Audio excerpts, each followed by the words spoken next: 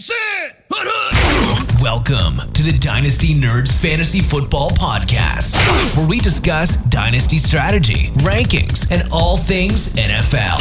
So get ready to geek out on fantasy football with your host, Rich Dotson. Welcome into the Dynasty Nerds Podcast. I am Garrett Price. There is no Rich Dotson tonight. On top of that, there is no Jared Wackerly tonight.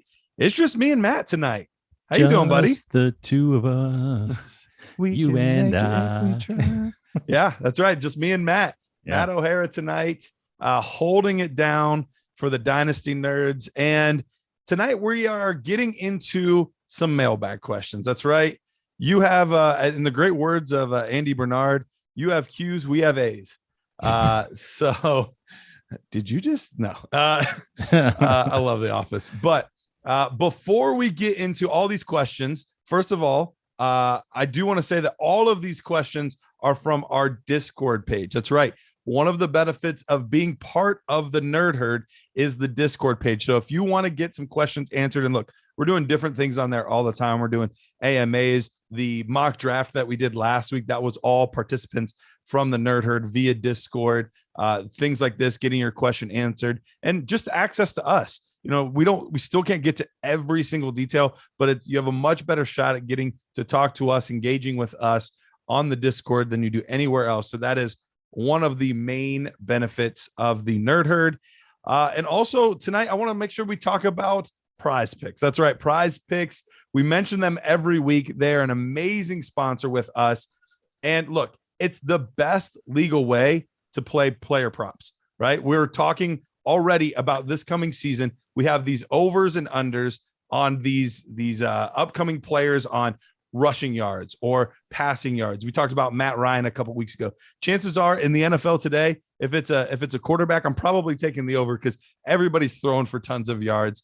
But that's what you get to do. You get to go through and look. It's not just one player. You can go through 3, 6, 10 different players over under a certain amount of yards. You can get all the parlays, all of that different kind of stuff over with Prize Picks. Best of all, use promo code NERDS and you will receive an instant deposit match of up to $100. That's right. Promo code NERDS. It's the best way to get your legal player props. All right, Matt, let's get into it. First of all, I know that you mentioned before the show, obviously we're doing this remote. If you're only listening, you might not know that. Right. Right. But you are enduring right now for the Nerd Herd. Tell us what your conditions are at the moment. Well, I'm in a room in my house with absolutely no air conditioning. It just happens to be a back room. That's where I record remotely most of the time. And it's about 95 degrees. I have got 1 foot right now in a bucket of cold water, just trying to keep myself cool. So if you're watching at home on the YouTubes, and you see a lot of glistening forehead action going on, that's just me sweating it out here in the, it's about 9 o'clock at night. It's still 90 degrees right now. So that's next level commitment. I don't know how many people would be willing to do that. If I start to melt or if I pass out, my address, Garrett, please get an ambulance here. I'll call right away. I appreciate it. All right. So we have tons and tons of questions to get into. So I'm not going to waste a lot of time. Let's get into these. We're going to do this both in the free show and in the Nerd Herd show. So if you're part of the Nerd Herd, listen, there's a chance that we might be reading your question. And the first one we're going to be reading from is from baby_J. How do you guys keep your leagues fun in the off season? I'm the commissioner of a home league and they don't seem very interested between May and August. Matt, what have you seen done in some of your leagues, or what are the things that you recommend for teams? Because I don't think this is just a one person problem. I hear this all the time where people really struggle with, especially when it's not in season, really keeping everyone engaged. Well, I mean, I don't know. The people I'm in leagues with, they're junkies, so I don't have a hard time with this. But I could see, some of the people that are newer to Dynasty, or maybe they're more accustomed to the redraft stuff when they first start off. Maybe not knowing that you could do this all year long. There's podcasts like ours. I mean, I know that's very self-serving for us to say, but sure, if you're the only one in your league that listens to us or something like that, get other guys engaged in this, in podcasts like ours, and stuff like that. And I for one think the NFL does a really good job of kind of trickling out all of their offseason stuff. So I mean, if you I don't know how you could really get people engaged other than, hey, these are the things that are coming up, and it's like, it's Senior Bowl, and then it's the combine, then it's the draft, then it's mini camps, and they're always I feel like the schedule, they're always trickling out something. And if you either do things around those events with people in your league, or if you just kind of engage during those times, like if it's a hot period when free agency just starts, send out some offers, get some stuff moving in your league. And that should catch some people's attention. I mean, if it's one of those things where they're not even, you're sending out trade requests to people in your league and they're not even answering, I mean, that's a bit of a bummer. And maybe that's something that you should maybe plan an event with your league, get together at a bar during the draft, get together, that kind of stuff can bring a league together and get some conversations, I think, started. Absolutely. Yeah. I think it's great when you have different events where you get people together, but I've seen a few different things for really trying to help engagement in the off season. One is I've seen guys do their own version of a podcast where they'll actually like interview different people in their league and just basically find 15 20 minutes just to trash talk everyone's team and release it once a month or whatever. So I've seen that. I've seen people do weekly write-ups, stupid bets. People love bets. So if you can get people engaged in, like, especially if it, like, no one really cares that much if it's for money, but if there's like some public humiliation or something like that involved, people seem to be pretty engaged with that. So that is the tough part about being commissioner. Part of it is, you have to, make sure the league's a well-oiled machine, and you got to make sure that you're moderating the movement throughout the league. But on top of that, sometimes you're simply playing the role of entertainer as well.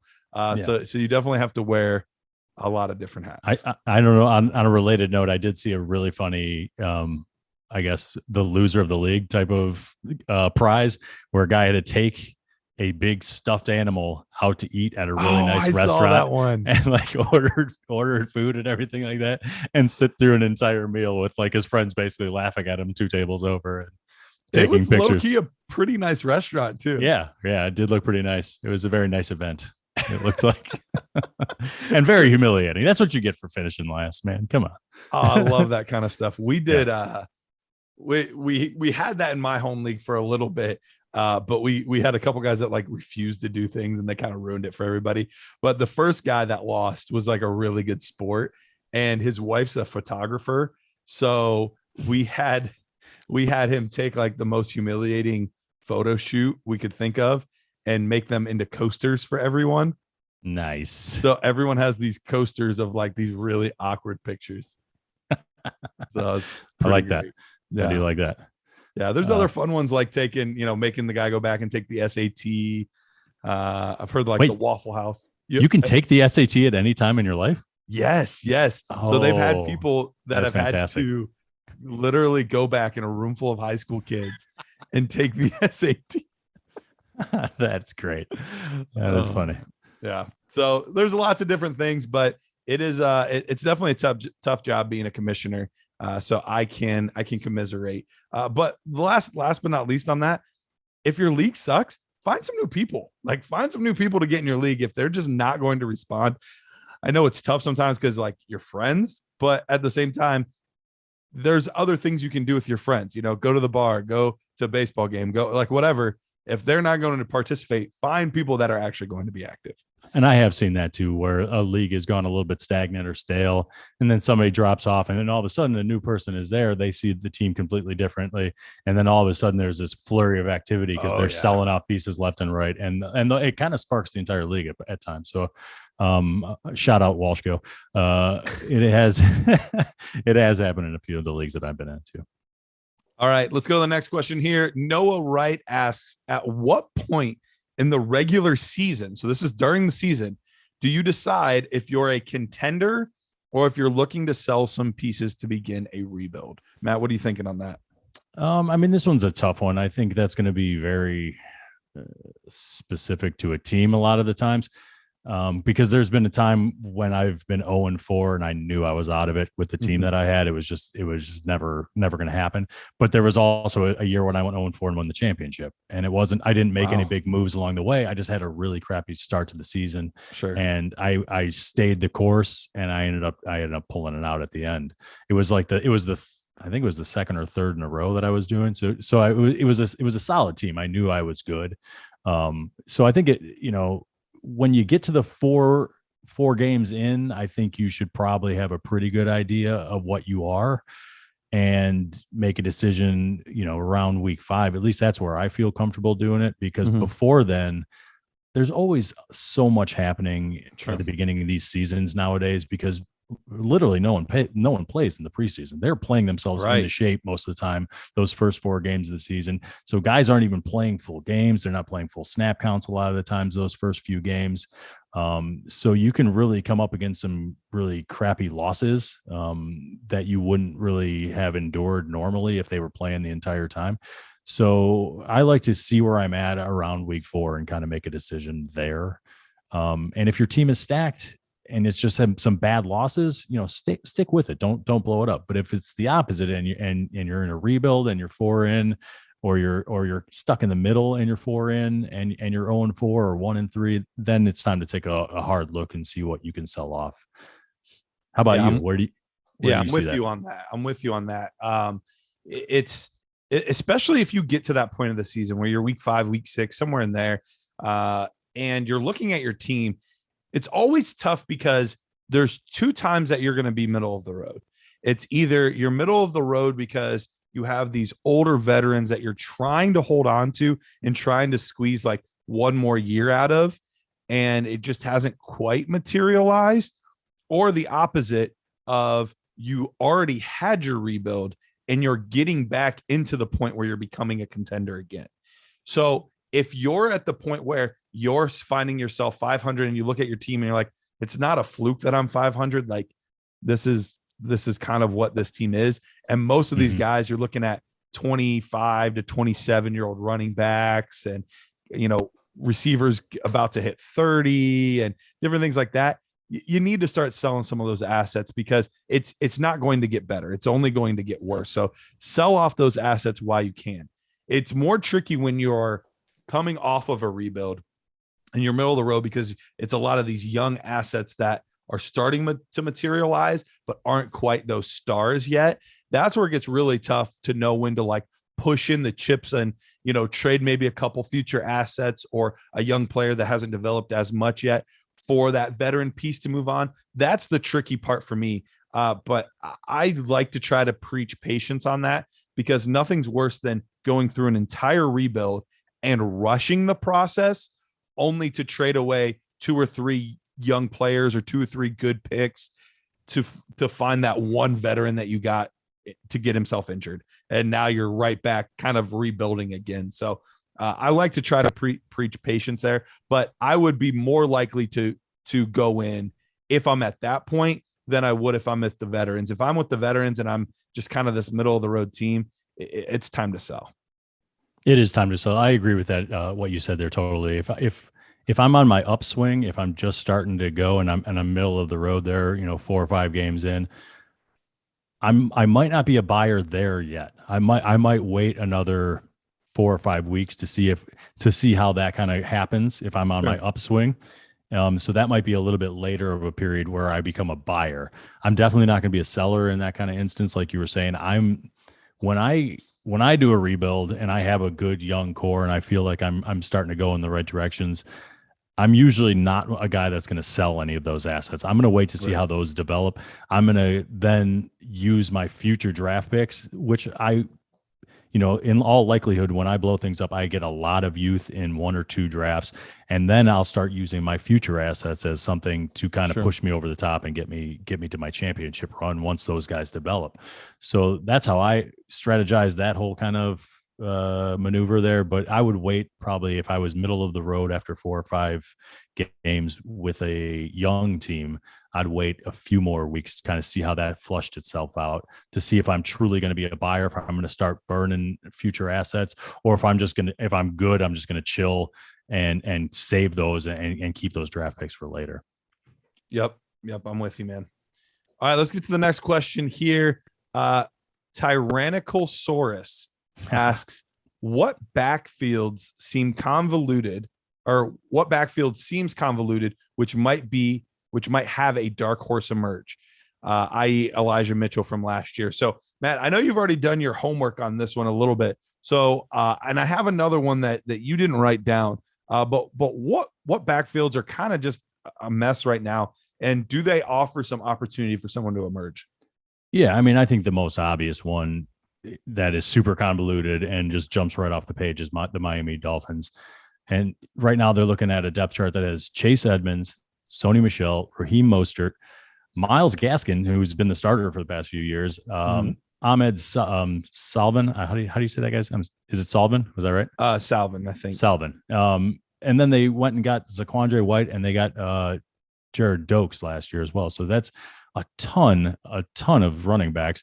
And we know that Mike McDaniel came over from the San Francisco system. We'll see kind of if he's more Mike Shanahan or if it's going to be kind of his own guy as far as, hey, any of these running backs that kind of emerges, I'm going to go with them. I'm going to burn them into the ground. And then there's going to be another guy, and I'll just keep shuffling these guys through if they get injured. And I'm fine running any of these guys because it's my system, right. You know? So we'll see if somebody can emerge out of that backfield. I mean, obviously right now, Chase Edmonds is the guy that has all the money behind him. I'm sure he's going to get first crack at it. But sure. Sony Michel is there. I mean, Raheem Mostert knows the system, and I think would easily just any day of the week could go in there and be the guy. Some of the young guys, who knows? I mean, Zaquandre White, they used a draft pick on this guy, even though it's a late round draft pick. We've seen plenty of late round draft picks emerge out of this system and become studs. So that's one of the ones I'm keeping an eye on. Obviously, Tampa Bay could have a dark horse and Rashad White. I mean, we've all seen Hefty Lenny come into camp looking more like an offensive lineman, than a running back. We'll see if he sheds all the weight that he out there down there in Tampa, where I'm sure it'll just start dropping off pretty quick for him. And obviously, Houston's a bit of a mess as well, as far as, you know, just running backs. They have kind of Rex Burkhead, Marlon Mack. My money is on Dameon Pierce kind of emerging there. The young draft pick from this draft this year. But who knows? I mean, none of us really know. But that's where my money's at. And then there's Vegas. I know you and I are both big Zamir White fans. Yeah, we are. And obviously Drake's coming off the injury. So Josh Jacobs ended the year last year injured, I believe, as well. So it's one of those things where both those guys are coming up on the end of their contracts as well. So they might want to take a look at Zamir White. He might be a guy that emerges as the season goes on, and even early if he gets an opportunity. We'll see. Well, and there's even been some rumors about how Josh Jacobs has kind of asked it to be a little bit more of a committee, which is interesting. So we'll see how that one plays out. The other one I wanted to mention that you didn't is, it seems like the tried and true backfield by committee each and every year, but once again we're in New England and they have 800 running backs. Yes, they drafted Pierre Strong, Kevin Harris, and I believe the 3rd and 5th or 3rd and 6th, something like that. I think 6th, and then or maybe it was 4th and 6th, I don't know, somewhere in there. And then on top of that, they already had Damian Harris, who had a pretty solid season last year. But the guy that I'm actually leaning towards being the breakout one is Romandre Stevenson. Romandre Stevenson had a really solid year last year. In times, Damian Harris missed a little bit of time. He performed well. And they've talked about using him surprisingly more on third downs this year than they did in the past, which if he could get receiving work, we know that he has the physical build to be the guy on the goal line to do some real damage. So he would be the one at his current price that I would be the most interested in buying, would be Romandre Stevenson. But I mean, you truly never know who's going to emerge there. And James White's still there. And JJ Taylor. And I mean, I've learned to just stay away from that situation. They're fine players. And I think Romandre Stevenson probably is the one that I would go after as well, but it's so week to week and it's so tough, hard to man. rely on any of them.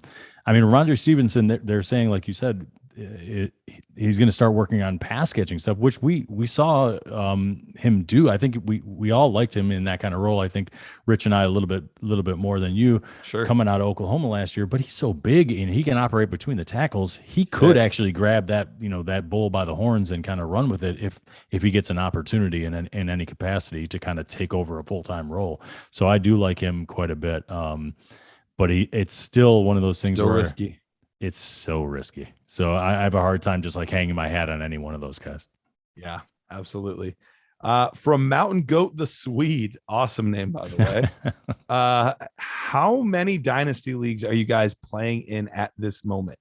Is it hard to keep up? Matt, how many leagues you got going right now? I actually have pared it down quite a bit, and I'm I'm down to like 4 now. So I'm good. Like I'm on easy street right now. I'm probably going to get into some startups here at some point and kind of boost that number up. But I've cut back a little bit because I wasn't giving the correct amount of attention to some of the leagues. So I had to back off and kind of pull back a little bit. But Rich, this would be a really interesting question if Rich was here, because I know he hasn't pulled back and he's just constantly doing more drafts. So yeah, he hasn't pulled back at all. I'd have to count, but off the top of my head, I believe I'm in somewhere between 15 and 17, somewhere in there. And it can absolutely be a challenge. The nice part is dynasty leagues, there's not as much waiver wire action as there is like in redraft leagues. Right. So that helps a little bit. But one thing I've started doing this year is, I believe I joined 3 startups this year. And I still have 1 more to draft. So I'll have 4 in total. But 2 of those 4 are actually dynasty best ball leagues. So there's really no maintenance at all. No maintenance. You just back up after the draft and that's it, man. That sounds great. Right. Yeah. So I think I have to double check the rules. I think you can trade in the off season, but I don't think you can trade in season. I got to double check the rules on them, but yeah, once the season starts, those become easy. I just check my scores every week and see how I did. Yeah. I will actually, maybe that'll be the next one that I get into, a best ball league, a very just low maintenance. Yeah. Just so I can get a couple of startup drafts and get some trade action. Yeah. But not have to worry about starting a lineup, because it is hard when you get in season, you're looking at 10, 15 different lineups. That's when it's difficult, because a lot of the offseason stuff can be trickled. You know, your drafts usually aren't going on in the same exact time. Maybe you're juggling 2. Like that's not that difficult to do. Right. But obviously the Dynasty GM tool makes it a lot easier to keep track of kind of where you are at in a lot of your leagues and that kind of stuff. So, I mean, obviously these questions are coming from the Discord, so they know, that it's one of those things that it really is a great organizational tool on top of all the other stuff that it does. For real, honestly, like even if I was not, part of the ownership team here and all that, like even if none of that was true, if I was just like a normal fantasy football fiend, if I had more than 3 to 4 leagues, I'd have to do it. I'd have to have the GM tool. I think the most I ever played with before we launched the GM tool back I think 2020 was the first year, the season for it.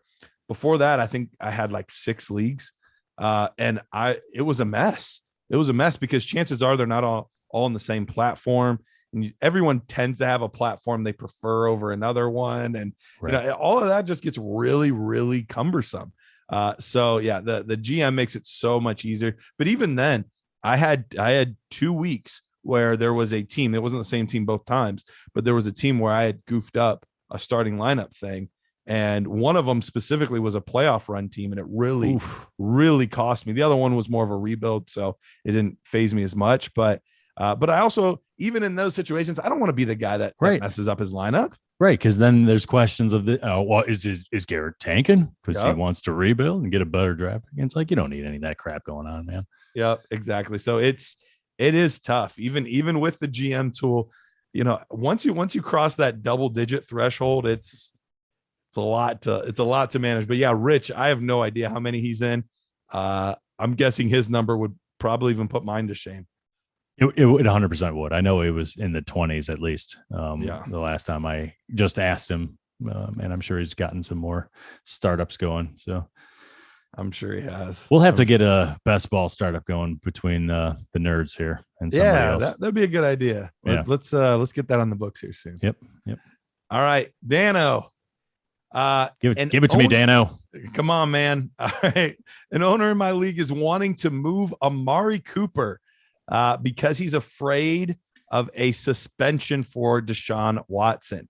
I have a win now roster and I don't need him, but I feel like adding him for depth if the price is smart.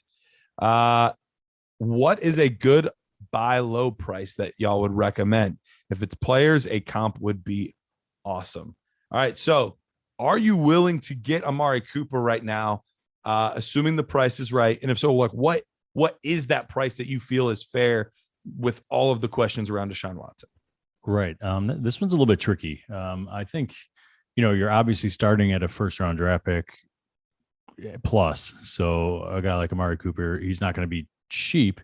And how old is he? Is he 27? 27. I believe he's turning 28. Okay. So, he's still got a few good years. Correct. I would feel comfortable doing I would definitely feel comfortable doing a first and a second for Amari Cooper on a contender.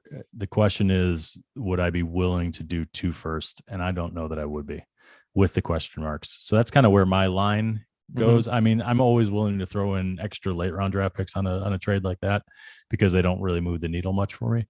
Right. So a first and a second and any other later crap you got to throw in, I'm good with for a contender and for Amari Cooper, because if Deshaun Watson, let's say he gets 4 games or something like that, okay, you're going to have a lot of Amari Cooper, and he's probably going to be in your starting lineup, and he's going to be the number 1 option in a Deshaun Watson-led offense, which we've seen the wide receivers that he targets frequently put up really good numbers. So I would be really excited about that.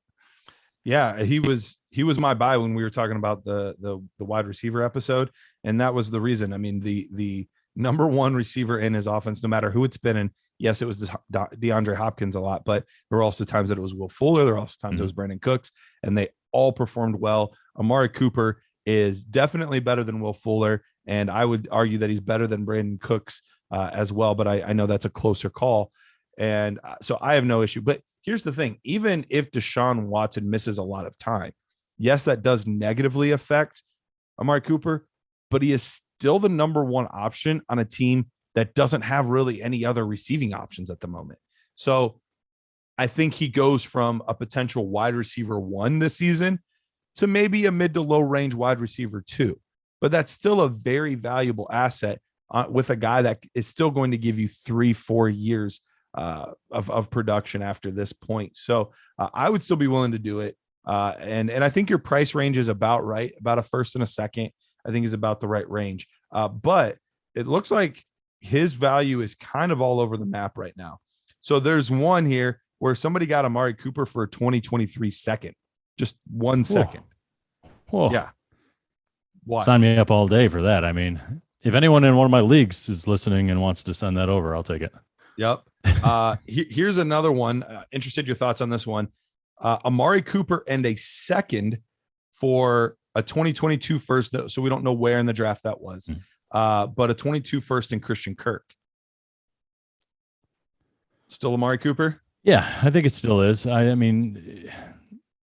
Christian Kirk obviously got the big payday, but I don't think he's ever shown us, the skill level and the fantasy production that we've seen out of Amari Cooper.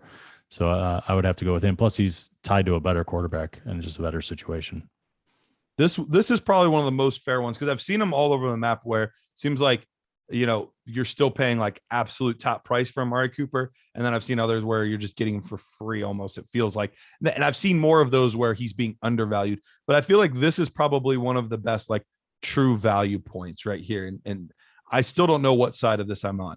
Amari Cooper and a 23 second for Terry McLaurin. Huh. So you're getting, and Scary Terry's 25 or 20. I think he's actually going on. He's either 26 or 27 because he came out old. Came in old. Yeah, he came out old, didn't he? Okay. I mean, I like the Amari Cooper side on that one. Obviously, I really like Terry McLaurin. Right now, he's not even in camp, and they just drafted a guy in the first round. So that's Jahan Dotson, baby. Right. So Dotson's there, and it's going to be Dotson and Terry. Obviously, both of us probably think, Terry, if he gets into camp, he's going to be the number one option, but still it's somebody else. Whereas in Amari, they've got, Donovan Peoples-Jones on the other side of him. So, and David Bell, a rookie who doesn't, for me, doesn't offer a ton of fantasy upside. Sure. So I still like the Amari Cooper, plus you're getting a second on top of it. All right. Last one of these, because I know what side I'd be on, but I know this is going to be super difficult for you. All right. Amari Cooper and a 2021 or 2022 first. Okay. Again, we're not sure where. So let's just say for argument's sake, let's say it's 1-8.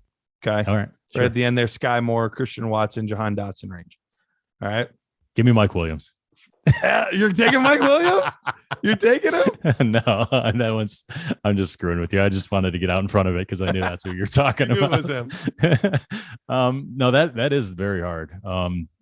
As much as I do like Mike Williams, those are two really good assets. And if you can make moves like that, and you're not necessarily getting much older, and you're still getting a first round draft pick, and the production is pretty close, I think, between an Amari Cooper as the number one option and Mike Williams kind of towing the line between 1 and 2 on a week-to-week basis between him and Keenan Allen.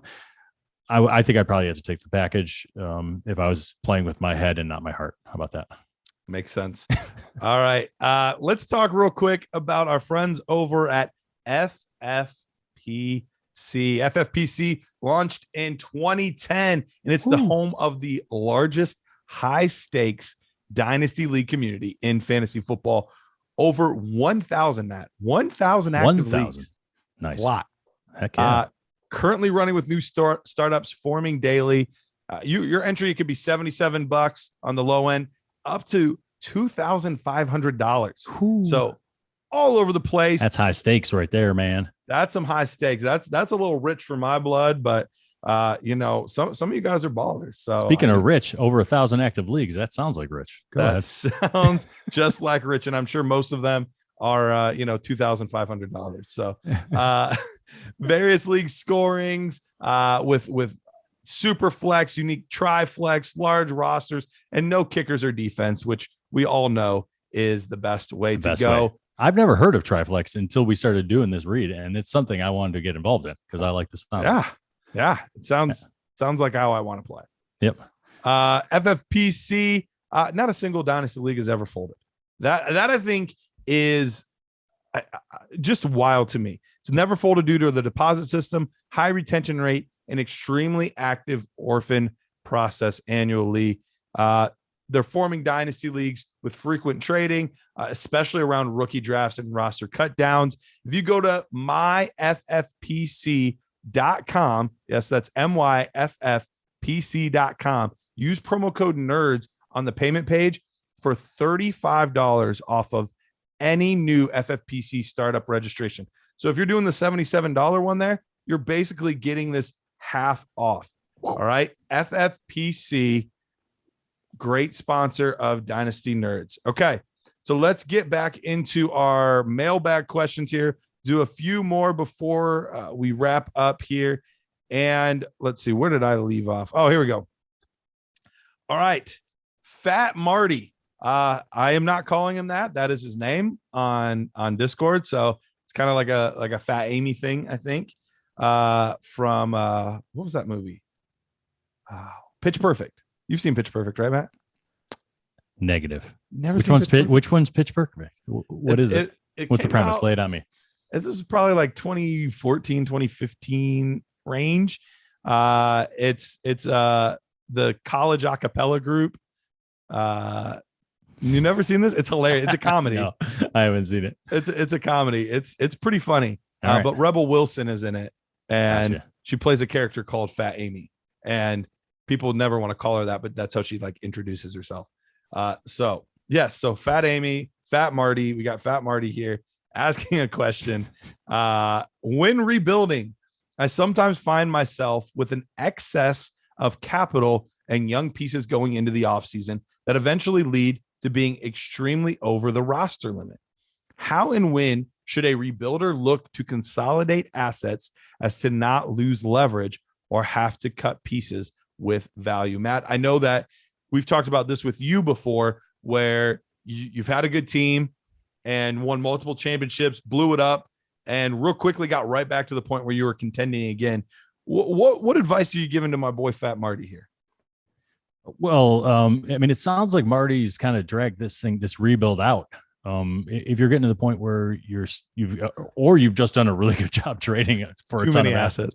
Yeah, too many assets up front. I like to, when I start a rebuild, I like to really load up in 1 year and maybe the second year. But after that, you're gonna, if you load up on the third year after that, you're going to run into a lot of what Fat Marty's talking about here.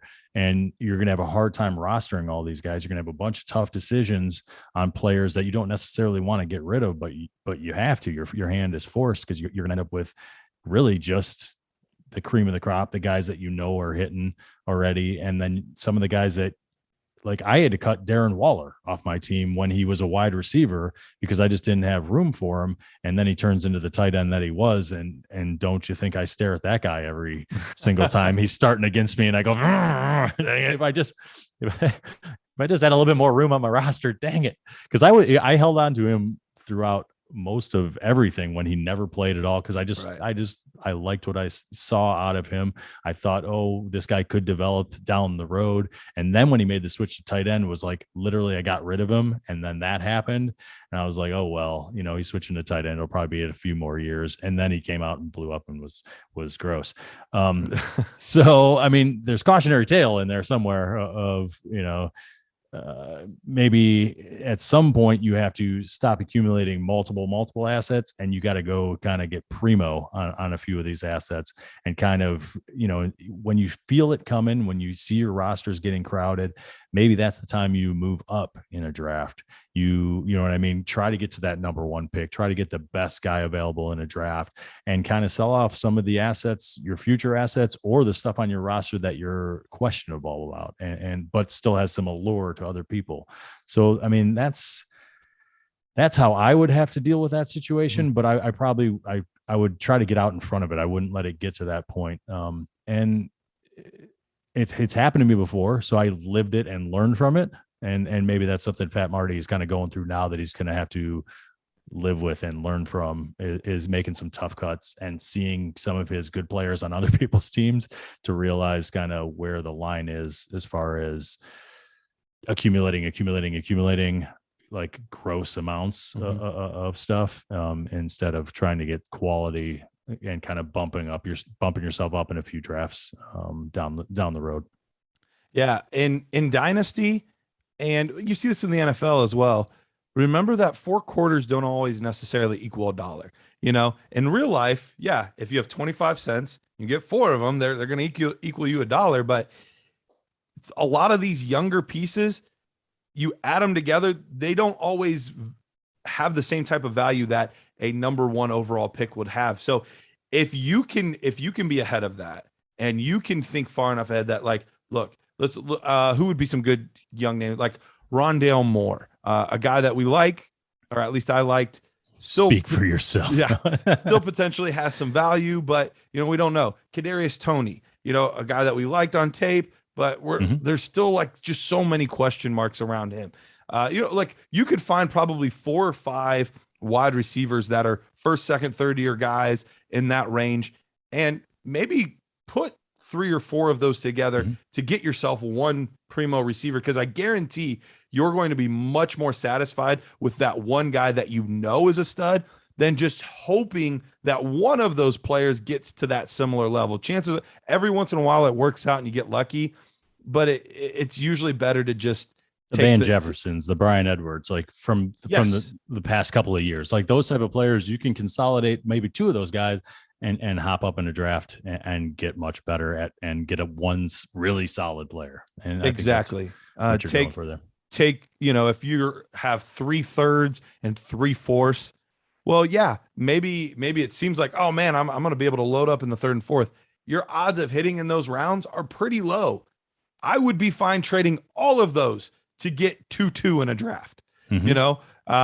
Look at some of those types of moves that other people are just seeing this quantity of assets, and you're going to have to start narrowing in on the quality of the assets. Yeah. And we talk about another thing all the time, dropping those third and fourth round draft picks as a sweetener on the top of deals, and do multiple of them. Who cares? I mean, like if you're running up against the limit of your league, and you can see that you're not gonna be able to roster a bunch of these people, that can push a deal over the top. For me, it doesn't move the needle, but for other people out there, it does move the needle, and that can be the difference between a trade going through and it not. And that's another great way to kind of thin the herd a little bit as far as your assets, and kind of make some more roster room. Just for your whole roster. Awesome. All right. Huskers rule. What's your favorite / best dynasty startup draft strategy? I know Garrett did a different strategy of full accumulation of 23 picks and not any players until round 10. Would he recommend that, or was it tough to pull off? Well, obviously I'll start with this one here, Matt. Yeah, you start, please do. It is a league by league thing, man. So I did not go into the draft saying I'm not going to pick a single player till round 10. That was not my thought process going into the draft. But sometimes you have to look at where the value is and where things are trending. So looking back at that, so I'll talk about that specific league for a second. There were a lot of guys early on that wanted picks, but as they started to see what players were available, got very enamored with the names that were out there. So I did my best to try to capitalize on that. And my draft was already just okay. I wasn't loving it. I wasn't hating it. But I figured I could probably get to the point where I can have all roads have to go through me in 2023. So that was basically what my philosophy was there was a couple deals where, did I get max value? Probably not. I probably could have gotten better value elsewhere, but I wanted it to be to the point where if there was a deal that was going to have to be done in 2023 to get assets, get picks, which are things that are only going to accrue value. And that's the nice part about draft picks is, as much as I love these young receivers, 50% of them probably won't hit. There's going to be quite a few of these running backs that don't hit, and they lose a ton of value. Whereas these picks not only maintain their value, they grow in value. Now, eventually those picks have to turn into players, but I wanted early to have assets that were going to accrue value, not lose value. So I ended up with 8 firsts in the 23 class and then 5 firsts in the 24 class. So, and then I got a bunch of seconds. I think I don't remember, 6 seconds between the 2 years as well, or something like that. So it's a lot of assets. Mm-hmm. But my first player taken was Cole Kmet in round 10. So at the same time, of course, you took your homie though. At least I did get my guy, and there was a few players. I still got Zamir White in there. I still got Davis Mills at quarterback. I actually still have 2 starting quarterbacks, despite not picking till round 10. I have Davis Mills and Drew Lock. Now, I don't think Drew Lock's around long term, but I would question that second one as a starting quarterback. But okay, currently the starting quarterback. But I did still get 2 guys there, and a few other receivers that I like and things like that. But obviously, I'm not winning this year. Right. But on top of that, with that, I now know that I have the 101 in 2023. Mm-hmm. I can't win. If you lose to me, you did something terribly, terribly wrong that week. So that was bonanza. Whoa. Exactly. Jared won. So now I know that I've also guaranteed myself the top overall selection since I still have my own pick. So that was kind of where the philosophy and all of that came in, the reason why I did that. And the YouTube and Twitter comments were hilarious on all of that, because there was about half the people are like, well, that's not that crazy. You're just, it's productive struggle and blah, blah, blah. And then the other half is like, you're an idiot. Buy-ins are important. Why would you waste all that? Good luck contending in 2027. So people are all over the map on it. Buy-ins are important, but if you were going to be a middle of the road team, you just threw away your buy-in also. Like, what's the difference? Yep. I mean, at least you're going to suck this year, and there's going to be a payoff at the end. Exactly. So yeah, that's an interesting strategy. Obviously, I like the fact that you're loading up on 23 picks. That's a pretty neat, I guess, fun exercise. I don't know. Yeah, we'll see how it pans out, but that's what it is. Yeah. Well, and I did the same exercise for just in theory on the 2020 class and on the 2021 class. So if I would have done it on either one of those classes, and a lot of the picks would have ended up pretty solid. I mean, there was still some Jalen Ragers in there. Sure. There's still some, Henry Ruggs and different players like that you're not thrilled with. But for every one of those, I remember I paired them to like actual drafts that had happened. And the one team I ended up with Burrow and Herbert. I would have ended up with Justin Jefferson. And these are good classes. There's a reason I didn't do it for the 22 class, right? Because I don't think this class is as good. And I don't think that would be as beneficial. So if 23 ends up being similar to 20 or 21, I think it'll work out pretty well. Yeah, it absolutely will. As far as, the stuff that I would recommend doing, I always try to think of like championship teams and what do most of my championship teams look like. And there's always going to be a blend, you know what I mean? There's going to be a few guys that are a little bit older, but I'm always going to have it kind of sprinkled and tapered throughout and going kind of, a few really good guys that are a little bit older, but then a few young guys that are emerging and very good and the next superstars on my team. And then there's everything kind of in between. So I always try to build a very, if possible, I go in trying to have one that's sprinkled with age and youth and kind of everything kind of in between at most positions. And that's the very wide zoom look at what I try to do. Mm-hmm. Now, every draft is going to be different and strategies are going to have to change during the middle of them. We talked about that last week. So if the draft isn't falling to you with a certain outlook, then just change your outlook and go in a different direction and be flexible. That's the best way to draft. And you're not always going to love the outcome, but it's your team and you'll be able to build, like plan on building. If it's not going to be a year one winner, just plan on, like you're saying, productive struggle.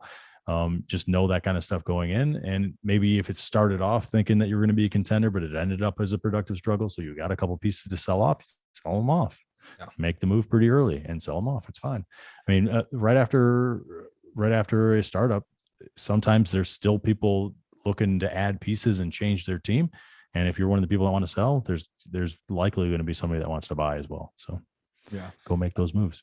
The last thing I'll say on this is my typical strategy ends up with me building the core of my team in rounds 3 through 6, 3 through 7.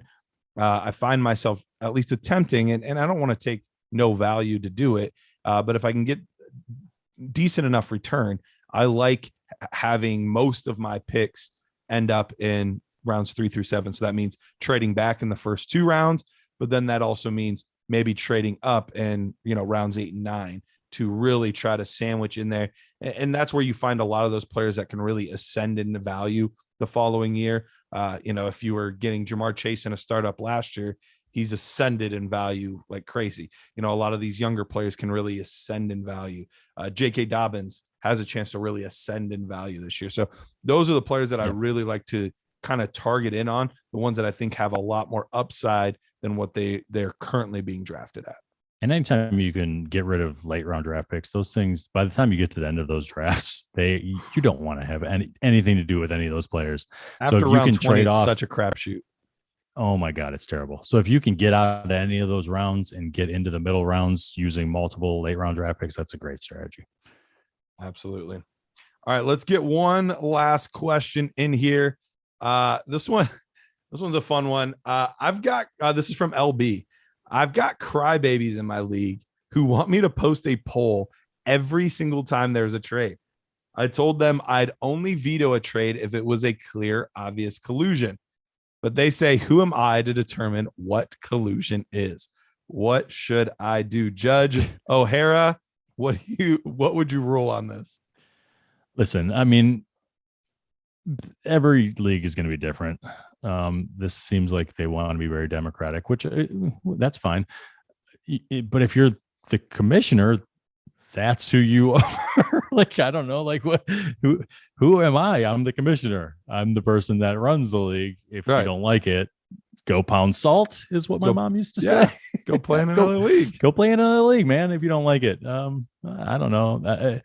If the guy wants to lend some power to some other people, make a little trifecta at the top or something that look at trades, 3 people at the top, if it's really that big of an issue. But if you don't want to give up the power, you just say, I'm the commissioner. It's that simple. It's that clean. It's that cut and dry as far as I see it anyway. Yeah, we're not far off here, man. It's it's tough. If these trades are really this ferocious, that's not a word. Horrendous, and I don't even know. Atrocious. Atrocious. That's the other word. Yep. I was piecing with it. Rich isn't here, so I have to do some of those things. Yep. I'll be here to pick you up like normal. Thanks, man. I appreciate it. I mean, if these trades are really that terrible, then maybe you want some new people in the league. Like maybe, but my guess is these trades probably aren't that bad. I would recommend showing maybe some trades from either older leagues that you know of or earlier trades from this league, because I can't tell you how many times where I'll make a trade and in the beginning I look at it and I'm like, oh my gosh, this trade is so one-sided. I can't believe he got away with that trade that was stealing. And then you look back 2 years later and you're like, oh, maybe that wasn't that bad. Maybe that wasn't a bad trade at all. Yeah. I mean, get on the Dynasty trade or trade finder, right? Yeah, I mean, trade browser there. Browse some trades, see if there's comparables, tell them to shut up, show them a couple and shut them up. Yeah, but I'm not a fan of having to answer to every single trade after it's over. Your league should be good enough to be able to handle these things. And you can outline some examples of what clear and obvious collusion is. Mm-hmm. But I agree. Outside of that, you should basically get the final say. And like Matt said, if it's really that bad, form a subcommittee of people that will help you, weigh in on these things. But ultimately, it's time for them to grow up. It's the smell test. You know what I mean? Like on most of these things, that's what it is. Does it smell bad? Is this smell like collusion? Then it's probably collusion. And if it's not, then just move on with your day. I mean, it's a bad trade. People make bad trades. That stuff happens sometimes. It happens in the NFL. Yeah, absolutely. Like people that get paid millions of dollars to do this, there's bad trades. So those things are going to happen. It is what it is. So with that, Matt, I think that is this is going to be the stopping point for us. Right. But we're going to pick right back up in the Nerd Herd episode. We're going to be answering some more questions, and they're kind of all over the map, just like these. Some of them are, weighing in on league decisions. Some of them are about certain players. Some of them are about startup and when to rebuild and all kinds of different stuff. But we are going to pick up right back in the Nerd Herd episode doing just the same thing. Any other thoughts? No, man, I'm just excited. I love doing these kind of episodes because I feel like it's very broad. You get into some very cool little areas of Dynasty that we don't sometimes talk about. So these are fun shows for me. I like doing this. So let's get after this Nerd Herd episode. What do you say? Let's do it, man. All right. Adios.